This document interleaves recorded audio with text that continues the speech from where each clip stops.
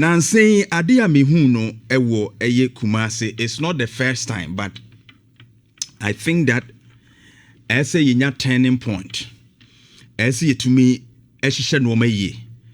Generally, enye Kumasi nkwakra, but ye cities are hold one FEC this challenge, and it's all about sanitation. Yahuni die ehonsem. Ifia ewukrum. Na mbese oba Facebook. Na obehwe ade na yetumi edi hu nkoma hwekwan a yebefa so sanse efi ete ye nkwa nakora so ede yade ahodo pii ba ete ye nkwa naso enti oman a onni ne huni no enye nwanwa se ye lifespan kra no eso ate in Africa and others a che se hadwene bebre but bra we eye edum Boss FM animu na nanwa de ye nsuo toye just about 25 to 30 minutes wo ba bi na enya asem ketwa.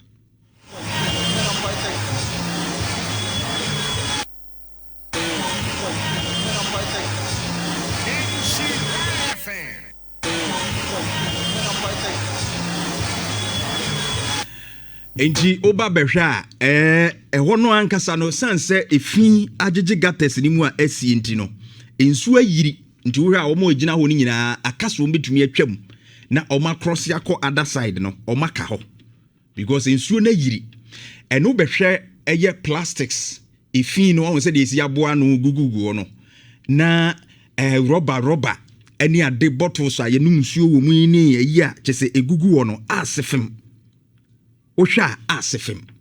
Na the other one ye otumfo runabout ho de ye a eno nso ebeto dwa na ye sumbola te se eho ene ye sebio baby a ye to egura egu ananse mpukura akoye sumina so na eniwu enti imagine se broni bia bakrom so opese ohu Kumasi opese ofa kejetia ofa edum Central Business District na ohwe kurom kakra no kwa brochire a wanya bia ka hwe bola pa egu kurom ti we na broni ni behu na wahu se dabi medi adepa bi ba kurom ha emmoa because we mu kra no wo mu ni wo mu huni and in terms of tourism no omo ebeba kura kwansra se ebehwe kuru no krom ba o mani nye because ono no nim se obenante we mu obenya yade onim se ofa sa ade we mu a obenya yade nti hwegata no bepese o hwe ade appreciate de ekoso before se yedimu enkomo ti hwegata se no na yato bottles rubbers ne no manoma pii no agumu a asefem enti nsuo no a mede kire wo e wo boss fm animu ho no kakra de ba no a na ayiri no gata no nsuo no be fam no hwede aye enti won se nsuo na e wo no pese eko but egura na agena ka nti egusu cha na ayiri enti enche yansesan yesuban a enye obi na eka bibi bone but ensu yiri te se de yesinkran no betumi asi Kumasi se yesuban no ansesan ensu yiri betumi asi because ye drainage system ni nyina na we ye enra de me na masokwa interchange ne so ba ne kwan ni mu ye sane no behwe de wo ho enipa bi ahyeda pa de bola so omu di frifie na eba wo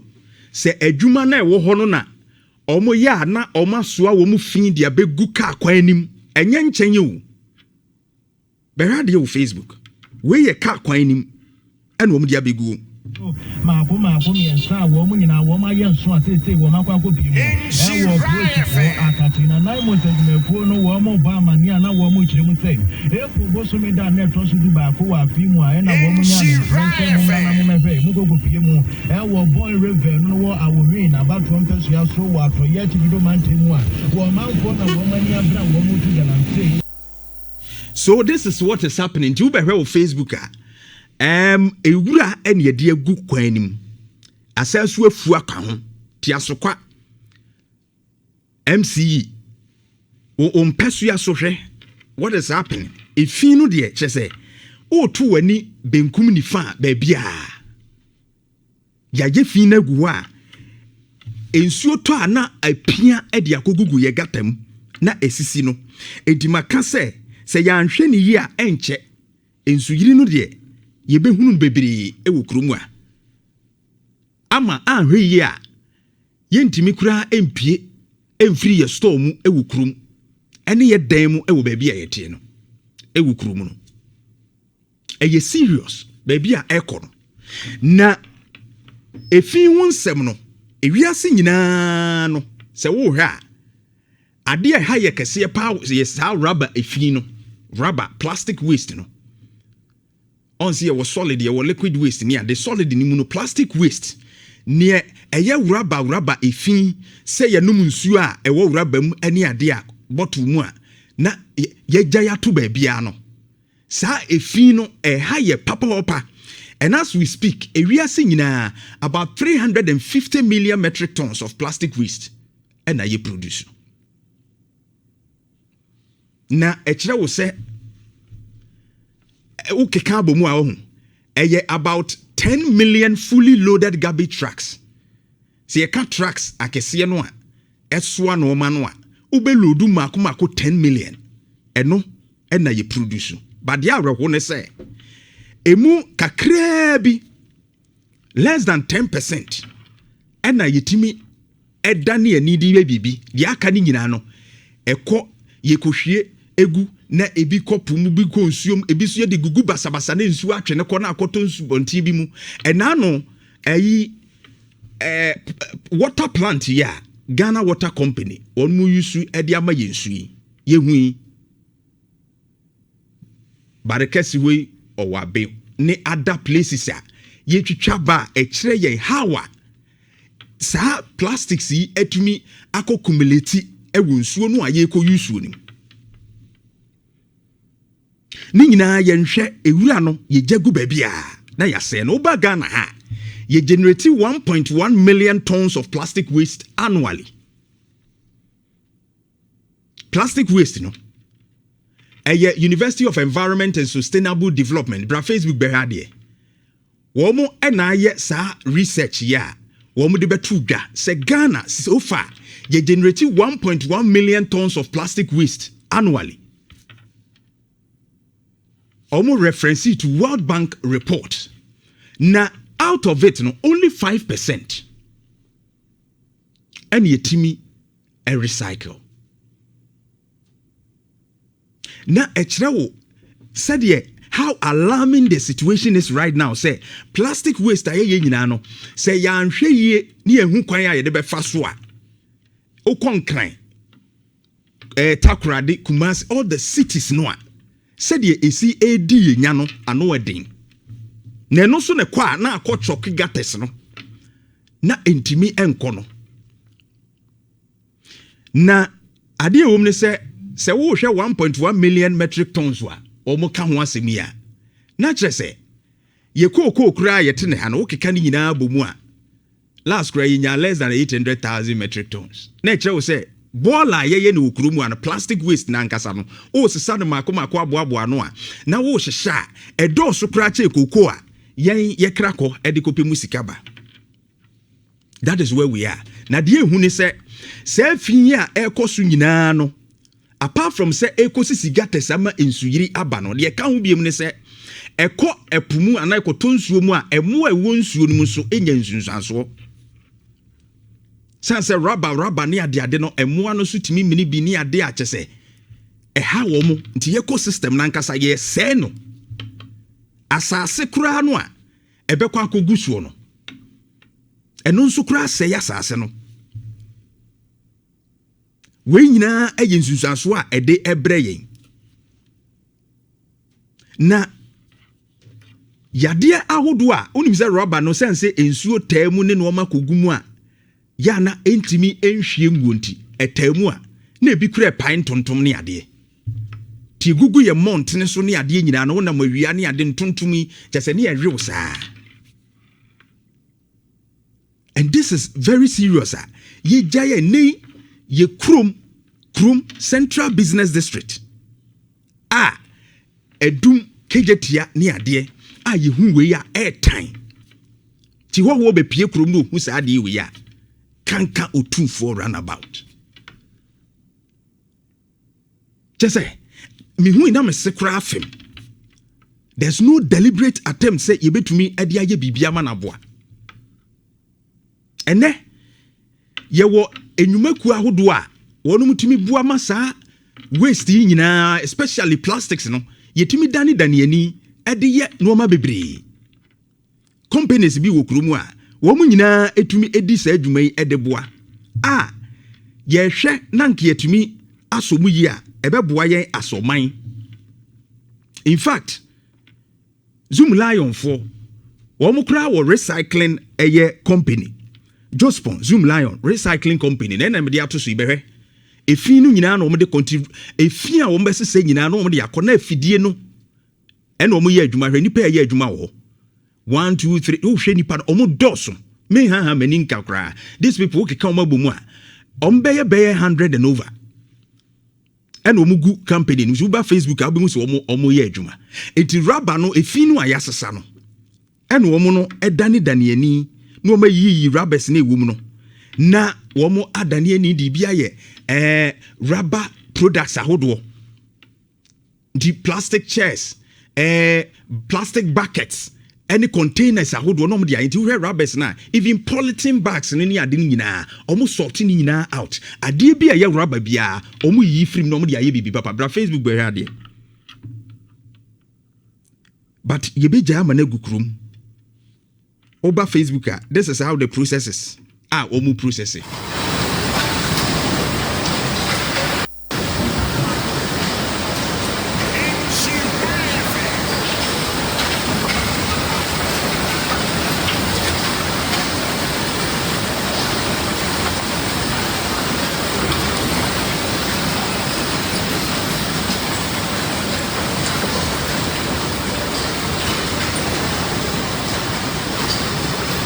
Wahu said ye see kono enwuma kura ebekreti ediama eye youth no yesi adwuma ni ho enti yenya companies we bebre na omo ye recycling na man Accra recycling and compost plant nso kura wo omo so die ni said ye omo si edane no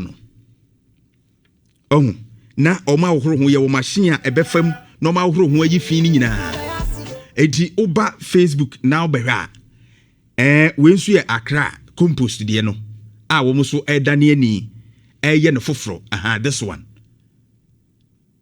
enti wura rubbers ni nyina na sort out na ahokoro ho na o makona ne na ni nyina ne de aye ombe wie no behu ombe ye rubber buckets dustbins eno ma bebre betumi aboa na yenya sika afrim enti enko waste sao ene ye wo a different world obia wo mai bia try so obenya bibia so mfaso ye ntu no ma ngu basa ene ye wo secular economy na secular economy no ne etie ne se ade bia ni wa ye yusu wi a ye totwene kwa eso wo mfaso sa adwene no nothing goes waste, everything comes back as money. It wo mai bia wo wani so ade hunu no or thinking about having a secular economy where bibi obeye bia nti no mo dey das bin any si wo no eti omai no adwin say with a secular economy picture in mind no ade bia ye be yusu awie bia ye mane nkokwa ye be maso abamfaso ne ye de nya sika. As we speak, sika was sa plastic waste edwumadie mu no enya asem ketwa. The whole world globally market size in 2024 bra Facebook $38.91 billion. In fact 2021 ebesi 2024 said $38.91 billion. Now by 2033 na emusika edru $64.6 billion. Eyesika o amai bebre including the US European countries ahodo ni bebre omo try say ombetumi enya so mfaso. Even Kenya enya say ni so ade hu no eyesika na da ho no omai bia be press obenya mu chefa. But yen we don't see waste as money. And ki be expand your recycling companies facilities e wa near to media nyasom faso. That is what Germany are structuring there. Why ye? And so they are making a lot from it. Thank you, Kofa. Rwanda, heye Rwanda, ekrum, unturangu. Ewurano, omo the containers esisu wa yeji because omo nimse ewurano so won faso. Wombe segregate no matumi anya mu mfaso ahodo. Because sika wom ba ye ha no egukrum. Eda my problems. See a gutters at the yadian so ese breaking. KMA Zuba. Matters say we say by 3 months Caribbean na oti landfills no kra no yatum because sika ni ho any kwan mafaso waste no kra mo manage ni ade na enhye dan koyie. All these are opportunities mbetumi anya free. Recycling companies wo kru mu ha no. The local government ni betumi no mo aya adwen na mo ye waste na yakoton enya so mfaso ya segregate ya sort out kakra yiyim na yakoton enya so mfaso bi dia bebo ho bra no kura no say revenue na ebenya free betumi aboa waste collection ba no ane say ye tam ya o ye de koto agu ye tam ya ye chese ene ye nisika ene ye yese basika ewo wura nim say ye hye no ma yie ni atoto ni ya edwemu behwe na obi free ni store no abetu wura agu gatam hwew. The education is not also there. As you educate womo ewo krom no market women no omo bi omo stores no ebi ba na ehu sensuo to na abetu agu gatam no ye educate womo ni emo mu hu se sa ewura na omo ye no kra eso wo mfaso ye betumi anya mfaso afiri mu. When they get this knowledge ebebo mu kra no or to wura agu be say da bi ebetumi ama yesika to mfa ngu ba bi akeke. Then of course dustbins metumi anante edum afamua kopiem kejetia de akona ya kromu ha dustbins ye de besisi kromu nipa nam ho betumi atonsu anom na wo pe ba bi kura de ato na ye den ye street ni mu ye need dustbin BSC street ni mu. Eti when you are complaining say amanfo atoto wuragu ya ye kromu fin ya ye say ya na me hu de ye pa kire. First of all, a dear na ye afa ho as authorities like KMA and the others no. Unam krom na auto nsuo kra na anum wi a ba bia wo de beto na ye den. Age say wo hwe obi store e bia wo that's been bi wo no asere no pacho me pese me de me bottle yitum especially yenya ye di ye hu ni na ye mpese ye be ye kromu fi no. You have to beg people and answer all the best show bag mu na duru fi a wo de ato that's been ye need that's been wo krom and can see vantage points. Manfo nam ho no okura waste bi a no de atum nanki ya tro bi hu we ye plastic waste we ye say it will be ye ball no oye fin no a no de agum okrum enti e bi nsisi wo no nipa no se wonni ne hu ni a onye den eno nti ye hu fin no e wadum wo no place them there eno kura be ma collection na ye easy car no ba ya no watam no de ko to wonam kroma no opiki dustbin no makoma no ohwehwe no de ko ba ye ni bi okronim tibede ne fin emma Kumasi kroponim the garden city na aye fin poto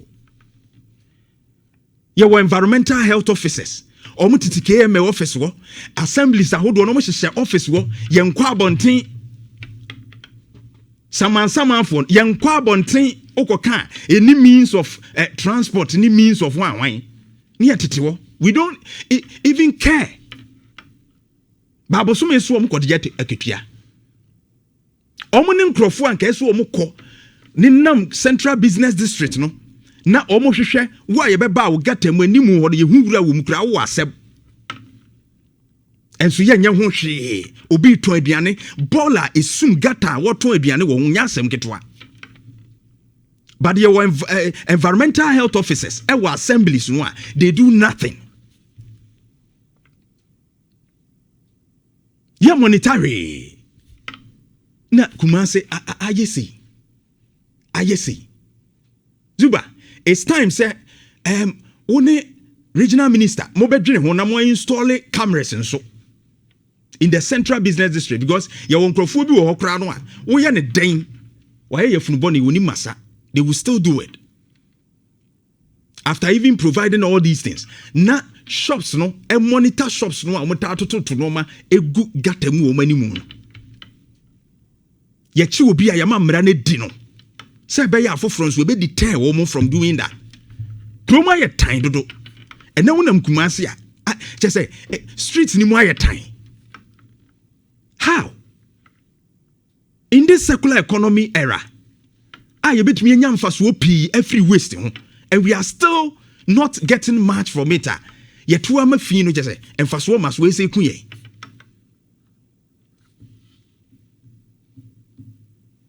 Muntu sa na monem way and the bigger picture. O mine no crying nyina maka say bi koso.